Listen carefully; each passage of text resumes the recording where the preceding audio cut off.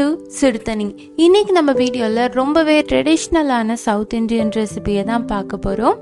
When Pongal எப்படி பண்றதுன்னு பார்க்கலாம். இதோட இன்கிரிடியன்ட்ஸை நான் டிஸ்கிரிப்ஷன் பாக்ஸ்ல கொடுக்குறேன். இப்போ வாங்க சேர்ந்து சமைக்கலாம். ஃபர்ஸ்ட் ஒரு குக்கர்ல அரிசி பருப்பு சேர்க்க போறோம். அதுக்கு 1/2 கப் பச்சரிசி, 1/4 கப் பாசிப்பருப்பு எடுத்திருக்கேன். அரிசியோட பாதி அளவு பருப்பு சேர்த்திங்கன்னா போதும். முதல்ல இந்த பருப்பை நல்லா வறுத்துடலாம். அடுப்பை நல்லா சிம்லேயே வச்சுட்டு நல்லா வாசம் வர அளவுக்கு இது நல்லா வறுத்துக்கோங்க. இப்போ இந்த அரிசியும் இதில் சேர்த்துட்டு நல்லா மிக்ஸ் பண்ணி விட்டுருங்க.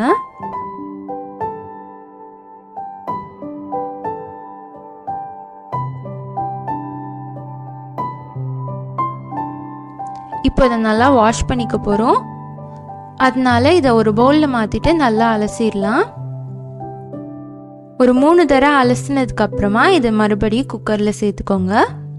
இப்போ அரிசி பருப்பு சேர்த்து நம்ம 3/4 கப் எடுத்துருக்கோம். அதுக்கு 2 கப் தண்ணி சேர்த்துக்கோங்க. அதாவது எந்த கப்பில் நீங்கள் அரிசி மெஷர் பண்ணுறீங்களோ அதே கப்பில் 4 பங்கு தண்ணி சேர்த்துக்கோங்க. இதுக்கு தேவையான அளவு உப்பு சேர்த்துக்கலாம். சேர்த்துட்டு ஒரு தடவை நல்லா மிக்ஸ் பண்ணிட்டு இதை மூடி வச்சுருங்க.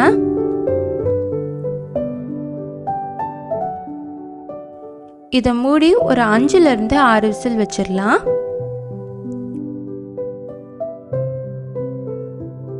இப்போ 5 விசிலுக்கு அப்புறமா இதை ஓப்பன் பண்ணி பார்க்கலாம். பார்த்தீங்கன்னா நல்லா வெந்திருக்கு. ஒரு கரண்டி வச்சு இதை நல்லா மசிச்சு விட்டுருங்க. இருக்கட்டும். அடுத்து நம்ம தாளிப்பு ரெடி பண்ணிடலாம்.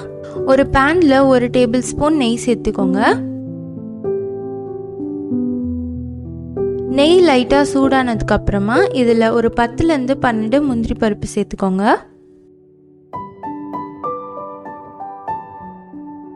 முந்திரி பருப்பை லைட்டாக வறுத்துட்டு கலர் லைட்டாக மாறினதுக்கு அப்புறமா இதை ஒரு ஓரமாக ஒதுக்கி வச்சுருங்க. ரொம்ப ப்ரௌன் ஆகிடக்கூடாது, ஏன்னா இது அடுப்புலேயே இருக்கனால சீக்கிரமாக கருகிடும்.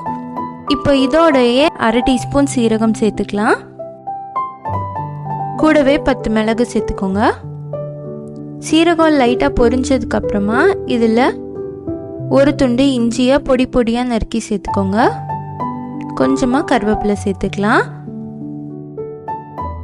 இது ஒரு 10 செகண்டில் எல்லாம் ரெடி ஆகிடும். எல்லாத்தையும் ஒன்றா நல்லா மிக்ஸ் பண்ணிடுங்க. இப்போ பார்த்தீங்கன்னா முந்திரி நல்லா கலர் மாறி இருக்கு. இப்போ இந்த தாளிப்பை நம்ம செஞ்சு வச்சுருக்க பொங்கலில் சேர்த்துடலாம். எல்லாத்தையும் ஒன்றா மிக்ஸ் பண்ணி விட்டுருங்க. தேவைப்பட்டால் இன்னும் கொஞ்சம் நெய் கூட நீங்கள் சேர்த்துக்கலாம். ரொம்ப நல்லாயிருக்கும். பொங்கலை எப்போவுமே சூடாக சர்வ் பண்ணுங்க. அது ரொம்ப அருமையாக இருக்கும். ஆறி போனால் அவ்வளோ நல்லா இருக்காது.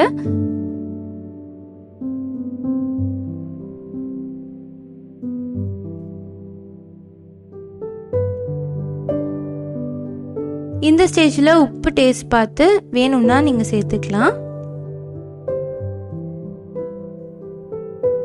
இப்போ நம்மளோட பொங்கல் சூப்பராக ரெடி ஆயிடுச்சு. நான் இன்னைக்கு பொங்கலை வடை, சாம்பார், சட்னியோட சர்வ் பண்ணியிருக்கேன். பொங்கலோட வடை, சாம்பார், சட்னியோட சர்வ் பண்ணிங்கன்னா அதை விட ஒரு பெஸ்ட்டு பிரேக்ஃபாஸ்ட் எதுவுமே கிடையாது. அவ்வளோ ஒரு சூப்பரான காம்பினேஷன். கண்டிப்பாக வீட்டில் ஒரு தடவையாவது இந்த காம்பினேஷனை ட்ரை பண்ணி பாருங்கள். என்ன வெண்பொங்கல் ரெசிபியை எல்லாரும் நல்லா என்ஜாய் பண்ணிங்களா? கண்டிப்பாக உங்களுக்கும் இந்த வீடியோ பிடிச்சிருக்கும்னு நினைக்கிறேன். நீங்களும் வீட்டில் ட்ரை பண்ணி பார்த்துட்டு எப்படி வந்துச்சுன்னு கமெண்ட்டில் சொல்லுங்கள். இந்த வீடியோ உங்களுக்கு பிடிச்சிருந்தா லைக் பண்ணுங்கள். சுடுதண்ணி சேனலை சப்ஸ்கிரைப் பண்ணுங்கள். தேங்க்யூ.